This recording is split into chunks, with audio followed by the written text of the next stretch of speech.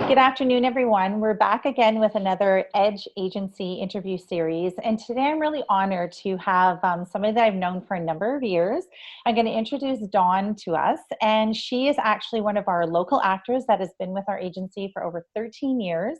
She's also a producer and she is also has experience in directing. Please welcome Dawn. How are you? I'm doing great. How are you today? Oh, good. You're working as well as I'm working from home.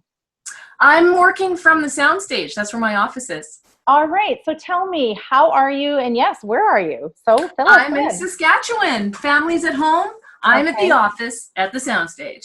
There you go. Working as always, trying to work Working. for sure. Yeah, Absolutely. absolutely. So obviously, for the viewers that don't know a lot about you, can you let us know basically how your journey began and where you started? Oh, yes, absolutely. Well, I've always had a fascination with acting ever since I was a kid. Right. Lots of that in the household where I would just set up home plays and let my parents come in and they'd have to purchase tickets to watch. Yep. And it all started with a play that I ended up getting cast for. I was a Christmas tree in grade 4. And I Wow. just loved having the attention on me because Yeah. my parents, I love my parents, but I was a little bit neglected. Right. So I felt like lonely and I didn't Yeah. have a lot of friends around because we moved so much. I was Mhm. always trying to meet someone new and didn't have a lot of people in the neighborhood to hang out with when I was really young. So Mhm. I just kind of lived in my own fantasy world and fell in love with it. And then it just stuck with me and I grew up and I just never changed my interests. I always wanted to act. And then as I got older, I met more people in the industry. So it went from basically school plays and high school awards to graduating and getting involved with the local theater and then having friends who started writing things for me. And then I got my first taste of film when I was about 28. A friend of mine wrote a little tiny 10-minute short for Bravo Fact, and I was in that. And then I was like, oh my gosh, I like film even better.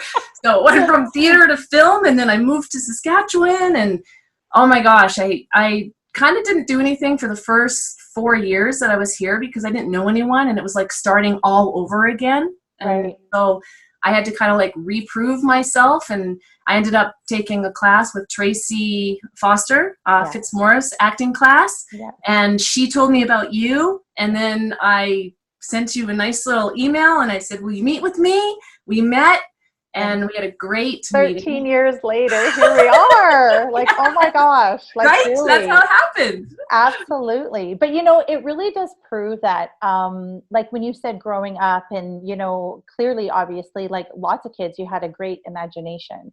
You Yeah. had a great wonder for life and kind of where it could take you in your own mind and imagination. And I think that's great. And a lot of people, wonder where does it all begin? How early does it start?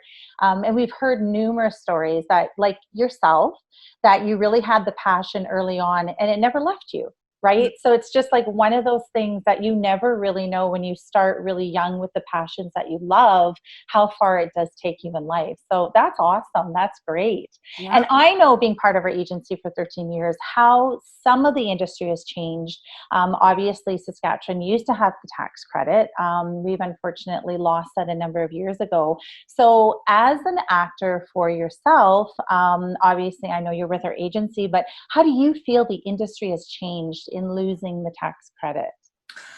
Well, when I first started out, I swear, there were so Yeah. many things going on here. There was Right. Rabbit Fall. There was Little Hmm. Mosque on the Prairie. There was Corner Gas. Yeah. There were um, Well, several feature films being yes, shot here so at the many same time. features, big stars, absolutely. Half-hour dramas, TV Yep, series, features. yep, There's lots going on for yep. sure. Absolutely. I was auditioning to the point where I was going in almost every week. Yes. Can you Yeah. imagine? Like, I'm just to Yeah. say that every Yeah. week I was Yeah. going in and auditioning for something new. Yeah. And now compared to then, I'm lucky if I go in and audition every 2 months, Right. Yeah. right?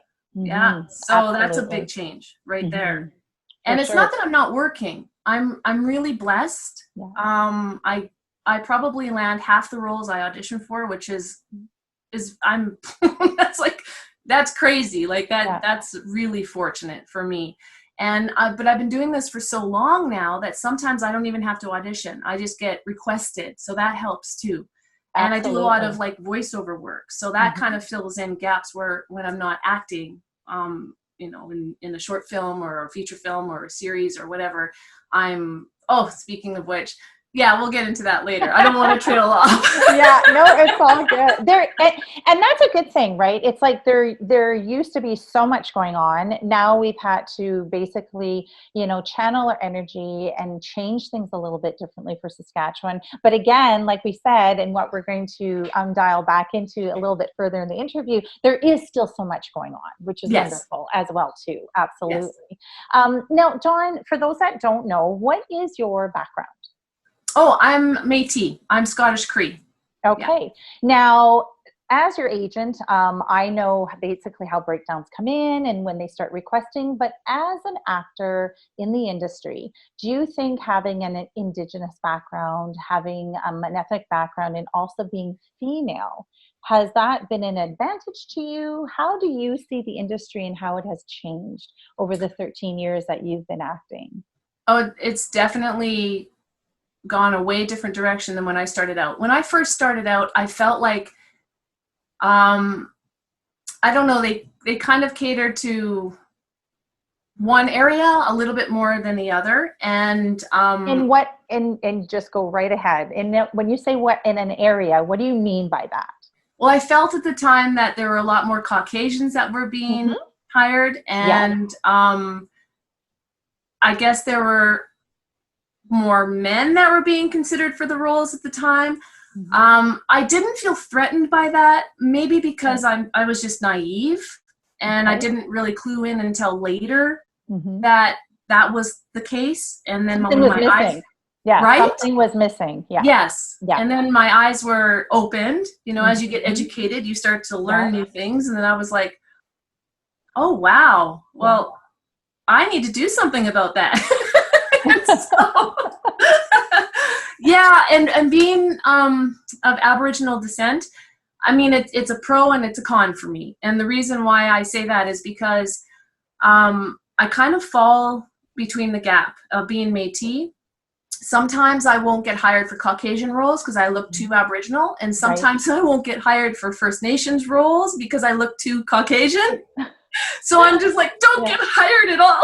Yeah. So that's a little frustrating, but Yeah. you just got to keep going out there and get your feet wet, and then hopefully one day somebody will grab you and say you're just right for the role. So, I mean, I've been very fortunate where I've landed a lot of work. Hmm. But in some cases, I know there is a situation where you don't know about this, but you sent me out for that audition for Redemption when I went to Saskatoon, Yes. and they were looking for First Nations actors. And when I went in there, I knew the casting director. She just kind of looked at me and I looked at her, and she's like, and the way she did it was like, what are you doing What? here? Like, she Yeah. doesn't know that I'm Like, Aboriginal, what's your background? Why are right? you here? She's Yeah. like so Yeah. confused. So she basically was really nice. She got me to Hmm. fill out the questionnaire, took my picture, and then sent me away. She didn't even Yeah. get me to meet with the people who were looking for Aboriginal Oh, cast because I thought, I could tell it on her face that she was confused why I was there. right. So I was like very sad because I drove 2.5 hours there for nothing and then went Hmm. back home. I didn't even get to meet anyone. I didn't tell you because I thought, you know what it is, and it's not going to change if I mention it or if I say something. And I was like, Hmm. that's just what I have to live with. So Right. that's the tough part for me. And so I feel like I had to start making my own work. Well, and that's, brings me to another point is that basically it's something that, we see more and more that even the big stars are basically females are really trying to change the industry as a whole for female actors. There definitely is a drive for females to produce. There's a drive for females to direct, to have better female content, to have more roles offered for females in general. So we know that the industry is changing for female diversity in the fact of not just ethnic background roles and things like that, but diversity for more options and opportunity. So having said that, if you want to obviously explain what are you now perhaps doing differently to help change that, to be that voice in the industry? Yes. I had this crazy idea several years ago when I used to be a part of this acting group called Self Method Actors. We created that name for ourselves. And when we were meeting every week just to try to better our craft, that's when the tax credit kind of just went poof. It disappeared about a year after we started this group. And when that happened, we thought, we need to start creating our own work. So we tried to develop a web series and we put ourselves into that. And we ended up developing something like 43 episodes over 6 months. And it was an amazing experience. We learned so much. And I got this idea that I could produce because we made this web series and I was like, I can do this. It's all about organizing. And I was a district specialist for West Fair Foods for a number of years. And that's just basically organizing whatever it is that you're overseeing. You're in charge of a lot of people and you're keeping track of profit and loss reports. So I'm like producing. So I ended up taking that and putting it that knowledge and putting it into the film side. Mm-hmm. And so after that, I ended up producing like a training video for Realm. And because people just kind of get word that you're producing, and before you know it, I'm calling myself a producer, and I'm doing these videos for the Canadian 5-Pin Bowling Association. And then somebody else got wind that I was producing and told his nephew. And then he comes to me with money and says, here, I want you to make this feature film, and just hands me cash. And I'm like, okay. So along came bread thieves. Yeah, and so it just kind of like escalated from there. And then before you know it, I'm writing and directing a short film for ACTRA, for a diversity committee. And so the point of the matter is that producing sort of fell on my lap, but with the intention that I could create work that I could put myself into. Mm-hmm. And then gradually, because I'm also a writer, I would be able to write content and then have it produced. And then I could choose who I wanted to be in there as well. So if I wanted it to be women-led, it would be woman-led or not. Right. Absolutely. Yeah. And I think that's the big thing is, as actors, and I know for yourself and how far you've sort of changed and diversified, you being in the industry as an actor for 13 years, you wear many different hats and have worn many different hats. So do you feel as an actor first that has made a difference for you and how you produce and how you actually now work in the industry on the other side of the camera? Absolutely. Mm-hmm. That's the lovely thing about understanding actors mm-hmm. and where they come from, because having observed how actors get treated on set by directors and crew and other fellow actors, the relationship there is super important, and there has to be an understanding that everybody gets in order to get the best results. Mm-hmm. And so when I started producing, and also directing and co-directing, I knew how to interact with the actors based on my own experience. So even though we're all very different people, because I also have experience as an acting coach, I know how to talk to each individual person the way they need to be addressed in order to get the best results. Absolutely, because what works for one doesn't necessarily work for the other. That's right. Yes. Yes. Yeah. Absolutely. For sure. And I know, Dawn, I mean, you have been a true supporter of Saskatchewan. You've been a true supporter of the acting industry ever since I've known you for 13 years. You have never strayed away from that. You've always dove in with 2 feet, which is so admirable. So for those people that are starting off or that are interested in the industry, what piece of advice would you really, offer to them if this is something that they want to take into, like yourself, a 13-year career? Absolutely. Well, first of all, this is what I always tell my students, that you have to treat yourself like a business, because that's what you are. You are a business, and you have to invest in yourself. You're not just keeping your resumes up to date. You're not just keeping your headshots up to date. And when I say up to date, I'm talking if you change, your headshot changes. You put on weight, you lose weight, you dye your hair, you start wearing glasses because you can't wear contacts, whatever the case might be, then get a new headshot. You got to look like your headshot. And it's kind of like a building. When you buy a building for a business, you want the front of your building to be attractive. You want to be able to attract consumers, and you want them to come shop at your store. So you want to keep it up to date and in perfect order. Well, that's how we treat our bodies. We need to take care of ourselves, our image, how we feel about ourselves. We need to be healthy. We just got to invest in ourselves continually and do the work and not expect somebody else to do it for us. Yeah, absolutely. Yeah. And for sure. And as an agent, even that's one thing, obviously, which I mean, you've gotten emails and information even from me saying, hey, anybody have updated headshots? It's something that I need. I know the importance of it, being an agent and in what I need to promote people, because it is all about promoting. It is all about selling actors to the production companies so that they get into that door to audition. And so like you're saying, you know, basically keeping yourself current is most important for the industry to ensure that not only your agent, but casting, producers, everybody has your current details to be able to consider you for those roles in the proper way, so they're not looking at a headshot that perhaps is 2 or 3 years old. And you don't look anything like that today, for sure. Because it is a visual industry. Like what people, I say to them all the time is that people really sort of feel as well that their headshot and resume is everything. And it truly is super important. But more important, as I say, as an agent, it's like, it's just to get you into the door. Yes. It's just a visual thing first. And sometimes a person's experience or lack of experience has no boundary, because it really is a look. So I know for yourself, even as a producer and also doing directing as well, but even more so as a producer, when you're looking at headshots and resumes, you're looking for that person that you feel can connect to the character that you're looking for.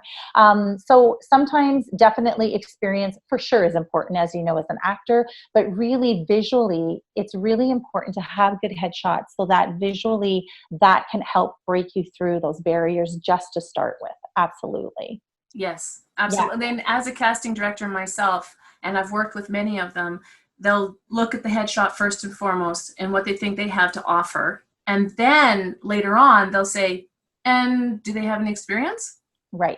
Like in terms of acting, training, you know, how well can they connect with their character? For sure. You know, those sorts of things. And sometimes, depending on what the role is, with SLC, silent on camera, it's usually more about the look and just you being able to take direction and do what you need to do on set.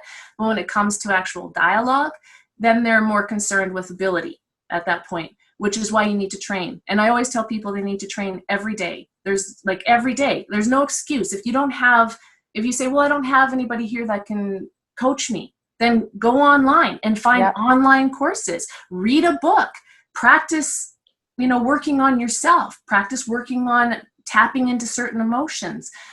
There's just so many things that you can do on a day-to-day basis. A swimmer will swim every day if they want to win at the Olympics. Absolutely. A runner will do the same thing. So acting's no different. You need to be on the ball all the time so that if that opportunity comes along when you least expect it, you're ready for it. For sure. Absolutely. And the industry has changed in that regard too. I know, and obviously, you know, being involved so much in the industry when it comes to even auditioning.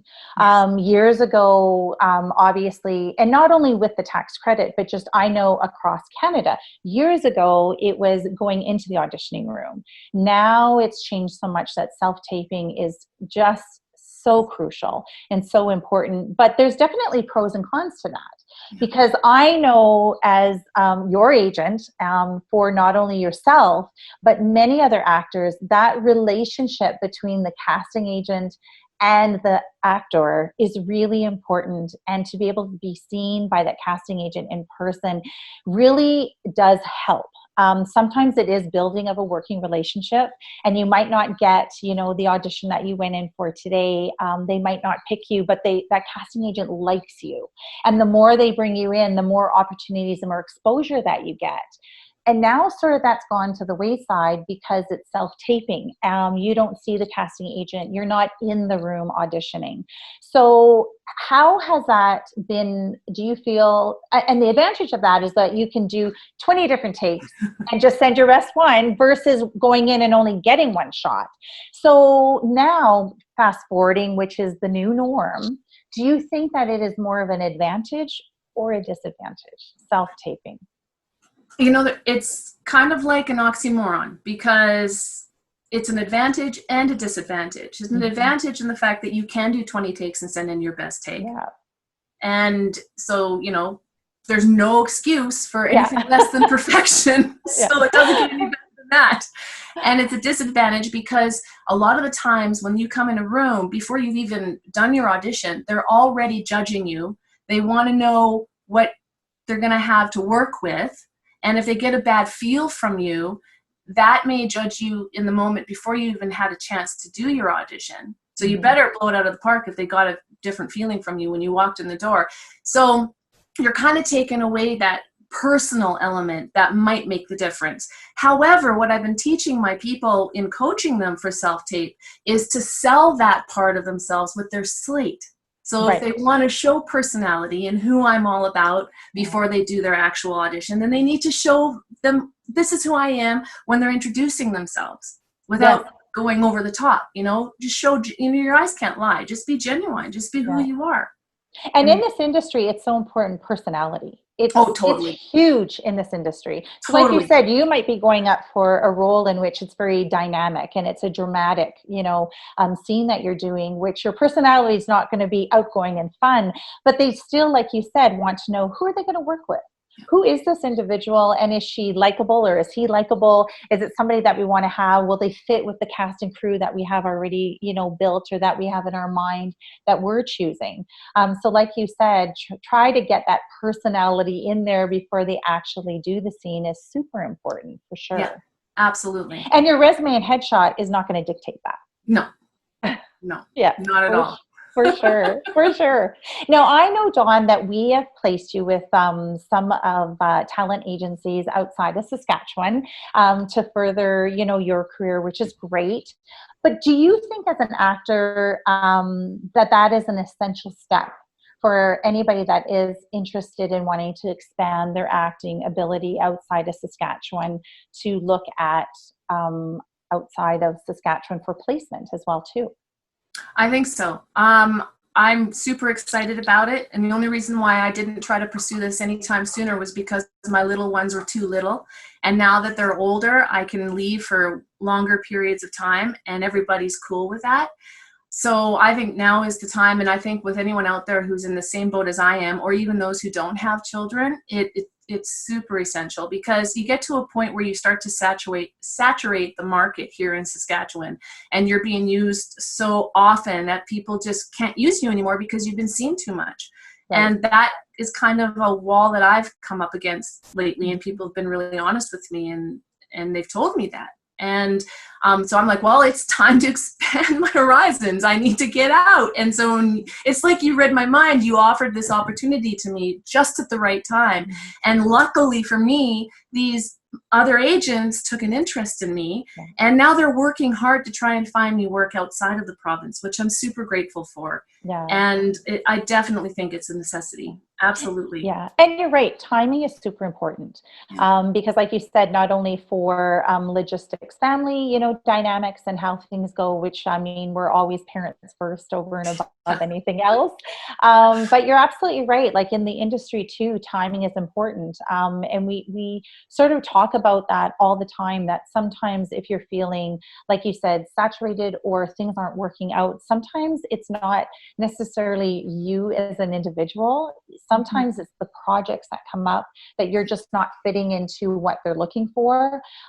So being able to basically persevere and really keep working the craft, like you said earlier, is super important, to not give up and keep pushing forward, I guess. And I know you do that constantly. You're never at your peak of, I've learned enough. I never will be. I never will be. You know, I'll be like 85 years old and still doing this and go, I didn't know I could even do that. Yeah, absolutely. Absolutely. It's so true. It's so true. Yeah. You know, and I think within Saskatchewan, I think that's one of the, you know, greatest things is that we're so resilient as individuals. You know, things change and have changed over the years. We've had our agency for 26 years now, and I know of all the changes that have happened throughout the years, but you know, you keep moving within the times, you keep changing. Sometimes it is adapting to what's there, and sometimes it's creating those new opportunities like you have been doing, which is vital and so important to this industry. And I think because we have a lot of up and coming, I say new blood, new energy that's coming within Saskatchewan. And I find it very exciting as an agent, not only to see it coming from actors and young spirited actors that find that same passion, that every other actor has out there. But I know you hear it too with new filmmakers, new writers, the new artists that are coming up even through the university, and how they're really trying to dive in. And the diversity of the projects that are out there now is super exciting. So if you can also, I guess, say a bit about that too, because you're plugged right into that as well. Yeah, actually, people always ask me as a film producer, not just as a performer, because I get both, what my favorite genre is or what characters I like to play the most. And because we have to adapt so much here in Saskatchewan, you really can't be that choosy. So you just take whatever you can and make the best of it. And in a way, it's really helped me a lot, because I've been able to grow in so many different areas that I would have never, I don't think, been able to grow in a bigger industry. I think I would have been stuck on one path, and that would be the only path I would know. But because of what you just described, I'm able to head in any direction and make it work. Absolutely. So, and it just, you can do it. You can do whatever you put your mind to. I don't care who you are. You can do whatever you put your mind to. There's no such thing as can't. No, that's so great. Now, what's, a good piece of advice for somebody that's interested in the industry that you, I know, gave earlier, but just to talk about those that are starting off, and the biggest thing I know that I hear too. So you now, initially when you started in the industry, and I hear it as an agent, is I'm really interested, I'm really passionate, but I have no experience. I have nothing. And I always hear this, I have nothing to offer. And I go, you always have something to offer. Because first of all, it goes back to that personality. So beyond that, if you're somebody who's brand new, and a lot of where people come from are the rural communities. It's not in our bigger centers.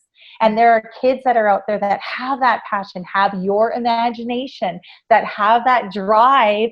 What do they do? What is something that you can offer to them? Well, what I tell people to do is, if you want the experience, then you have to create the experience. So whether it's your phone or your parents have a digital camera or whatever the case might be, write your own scenario and act in it. Even if you're not a good writer, it doesn't matter. Improvise, have bulletin points. But if you like acting, you'll make it work. You'll create something. Just do something and explore what it is that you're capable of doing and play with it. Maybe develop your own YouTube channel, but it has to be private, because until you get to that point of comfort, it's not something you necessarily want to share with somebody, but it's there. And then you can play it back, watch, and see what you can improve on. And then maybe you'll get new ideas. And once you've gotten to a certain point where you're feeling more and more comfortable in your own skin, then I tell people you can get in touch with the U of R, find out what their fourth year or third and fourth year media studies program is doing. Maybe they're shooting a couple of films that year and they need some volunteer actors to come in and help them out. What better way to get experience than to be on an actual set where you can see how cameras are operated and lights are set up. It's not a multi-million-dollar production, but if you're still learning, you're not going to be ready for a multi-million-dollar production anyway. So it's just like baby steps, work your way up. There is no excuse. And then look online. When you start to get even more confidence, sign up to Star Now. It's like it's a legitimate on-site casting regime that actually I've known about for years and years and years, where you have to be careful with Star Now, though, only because everything on there is not fool safe. You have to make sure you do your homework and make sure that it's accurate and safe if you're going to apply to any of the jobs on there. But I've gotten jobs through Star Now before I ever became a union actor. That's kind of where I got my start. And then, and then as you get more and more experience, if you're their agent, for instance, if you're not, if they don't have an agent, then you can still self-represent and find work out there for yourself online. But if they have you as an agent, well, then you sign up to things like Actors Access and casting workbooks. Absolutely. Yeah. And then you Yeah. see And roles and like for that. sure it does change when you have an agent, but for those like you had, like I was just mentioning, there is still something they can do. If they don't, Always. if they're not at the point of having an agent yet, but they have that passion, they have the drive, and they want to be involved in the industry, they still can make it happen for They sure. can. Yeah. Absolutely. I'm from Nelson, Yeah. BC. Nothing ever happened there. You know what's ironic? What's ironic is there were no film or television shows shot there, and I wanted to be this big time actress. And then they filmed Roxanne there. That was the very first thing that they The ever first shot project. there. Yeah. Yeah, Mm-hmm. and that was the only thing. That was it. Nothing ever came back after that until I moved to Saskatchewan, and then the Tall Man went there, and I'm like, what? I moved, and then what? I should have been there just one more year, and maybe I would have been able to get on the Tall Man. But yeah, so no, Oh, I come from Nelson. I mean, you can make it happen. for You sure. know, save Absolutely. up, travel. My parents were broke. They couldn't. Yeah. They couldn't pay for anything for me, so I had to do everything myself. Where there's a will, there's a way. Oh, Dawn, and on that note, you're right. There's always a will and there's a way. I really want to thank you for chiming in with me today. Your expertise and as well as your drive, your commitment to this industry, your commitment as an actor in our agency. I commend you for all the hats that you continuously wear, for your producing, your directing, making change for females and making change for this industry. Thank you so much. Thank you, Lisa, for you. Oh, well, thank you so much. It's been a real honor. Thank you very much. And I know there is so much more to come. So I wish you all the best. Thank you. We'll talk soon. Okay, bye. Bye.